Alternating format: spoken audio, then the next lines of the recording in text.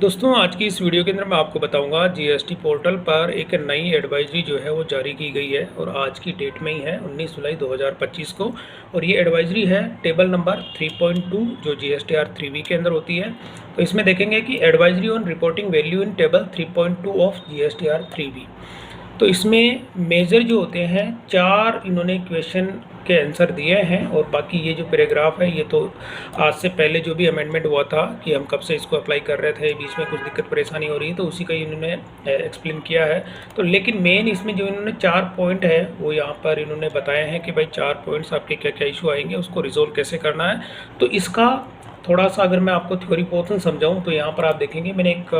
Document तैयार किया है। इसमें सबसे पहला मतलब जो होती है कि पहला इन्होंने एक पॉइंट दिया है क्वेश्चन नंबर 1, उसमें क्या कि इसमें क्या क्या चेंजेस हुए हैं 3.2 के अंदर जो जीएसटीआर 3B की टेबल है। तो अब यानी जुलाई 2025 से यानी कि अब जो है जो रिटर्न फाइल करेंगे और उसमें 1 जुलाई 2025 से ये अप्लाई हो जाएगा। इसमें जीएसटीआर 3B के अंदर जो आपकी टेबल 3.2 में जो डाटा आएगा, 3.2 के अंदर जो डाटा आता है उस केस में जो इंटरस्टेट सप्लाई होती है उसमें आप देखेंगे कि अनरजिस्टर्ड जो पर्सन होते हैं यानी अनरजिस्टर्ड पर्सन जो होते हैं उनका, और इसके साथ ही जो कंपोजिशन डीलर्स होते हैं या यूआईएन होल्डर्स जो होते हैं, यूआईएन होल्डर होते हैं यूनिक आइडेंटिफिकेशन नंबर जो होता है, ये स्पेशली जो विदेशी दूतावास के जो पर्सन्स होते हैं ये उनके लिए होता है। तो वह सिर्फ सिस्टम द्वारा जो ऑटो पॉपुलेट जो डाटा उसमें ऑटो पॉपुलेट होके आएगा, आपको उसी चीज़ में जो होता है वो एडिट नहीं कर पाएंगे। मतलब उसके अंदर 3.2 जो टेबल होती है उसमें जो डाटा ऑटो पॉपुलेट होके जो आएगा उसको आप एडिट नहीं कर पाएंगे, यही उन्होंने साफ साफ डिक्लेयर कर दिया। और आपको वही डाटा इस्तेमाल करना होगा जो सिस्टम जिसको ऑटो पॉपुलेट करेगा। पहला क्वेश्चन तो उनका ये इन्होंने डिक्लेयर कर दिया। इससे पहले भी इन्होंने अप्लाई किया था लेकिन काफ़ी टैक्स पेयर्स को प्रॉब्लम हुई थी, उन्होंने कंप्लेन की थी तो इसको उन्होंने एडिटेबल कर दिया था। लेकिन अब फाइनल हो गया कि जुलाई की जो रिटर्न जाएगी आपकी वो उसका डाटा इसमें एडिटेबल नहीं होगा। सेकंड नंबर पे लिखा है अगर डाटा आपका इसमें जो गलत डाटा ऑटो पॉपुलेट हो जाए तो इसको आप किस तरह से सुधारेंगे। तो यहाँ पे इन्होंने लिखा है यदि टेबल 3.2 में अगर कोई गलत डाटा आपका आ गया है तो उसे आप क्या करेंगे, जीएसटीआर 1A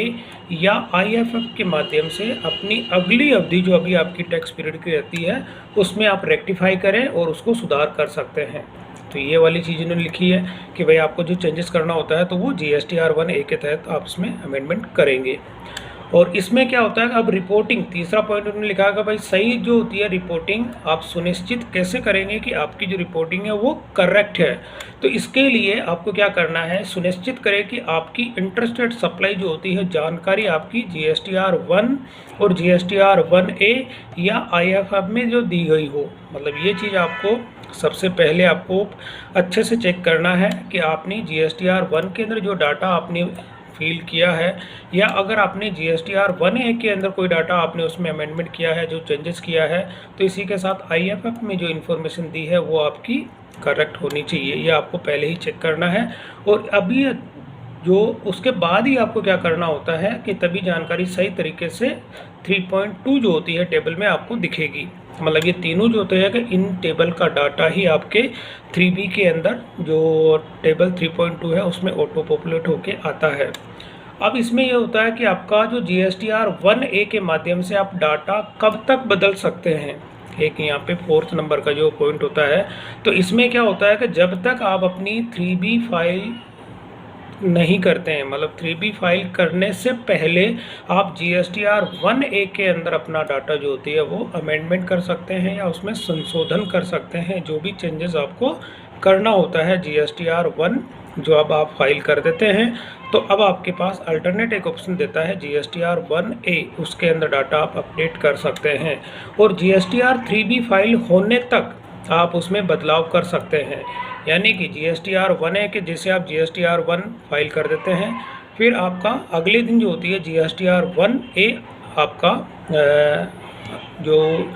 उसमें आप जो चेंजेस करना चाहते हैं वो कर सकते हैं। वो भी कब तक, जब तक आप अपनी 3B को फाइल नहीं करते हैं जब तक। उसके बाद में क्या होता है टेबल 3.2 का डाटा उसी के अनुसार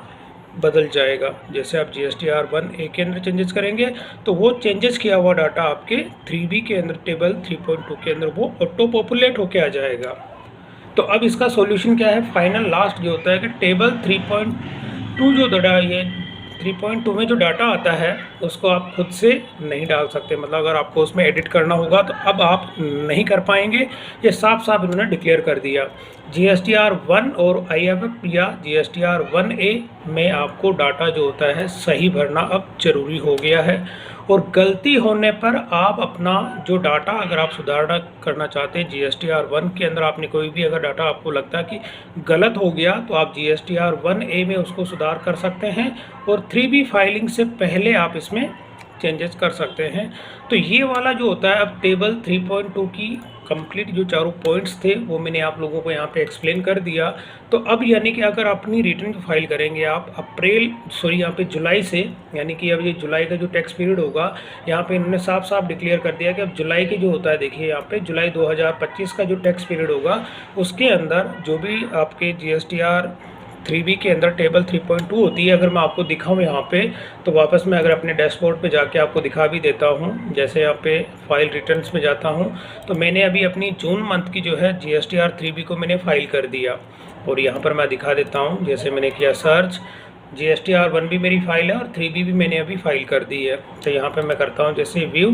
और यहाँ पर जो टेबल होती है, टेबल यहाँ पर इसकी होती है 3.2, जो इंटरस्टेट जो सप्लाई होती है इसी की यहाँ पे हो रही है। और यहाँ पर जो बात होती है, केवल मैंने एक चीज़ आपको बताई थी, एडवाइजरी के अंदर भी ये था कि इसके अंदर जो डाटा आप देखते हैं, यानी कि कौन कौन से ऐसे पर्सन्स होते हैं, इंटरस्टेट की जो सप्लाई होती है, अब यहाँ पर कौन कौन से ऐसे पर्सन, फर्स्ट नंबर के अंदर आपको मैं दिखा दूँ तो यहाँ पे जो इंटरस्टेट की जो सप्लाई होती है उसमें अनरजिस्टर्ड पर्सन जो होते हैं, अब आप देखेंगे इसमें कि 3.2 के अंदर जो डाटा होता है उसमें इंटरस्टेट सप्लाई होती है और अनरजिस्टर्ड पर्सन का डाटा इसमें आपको देखने को मिलता है। इसके साथ ही जो कंपोजिशन डीलर्स होते हैं, ये UIN होल्डर्स होते हैं, तो उन सब की एंट्रीज आप यहाँ पे देखते हैं GST पोर्टल के अंदर, ये 3.2 के अंदर। तो ये वाली एंट्रीज जो होते हैं अब आप इसको जो है चेंजेस नहीं कर पाएंगे। ये आप साफ साफ इन्होंने लिख दिया कि ये जो टेबल 3.2 होती है अब ये एडिटेबल नहीं होगी। तो इसमें आपको जितनी भी जो टोटल स्टेट वाइज जो इसमें सप्लाई आती है वो सारी की सारी डिटेल्स आपको इसमें देखने को मिलती है। तो अभी मैंने जैसे 3B मैंने फाइल कर दिया, अगर मैं फाइल नहीं करता तो आपको दिखा भी देता, ये एडिटेबल थी। लेकिन अब जो है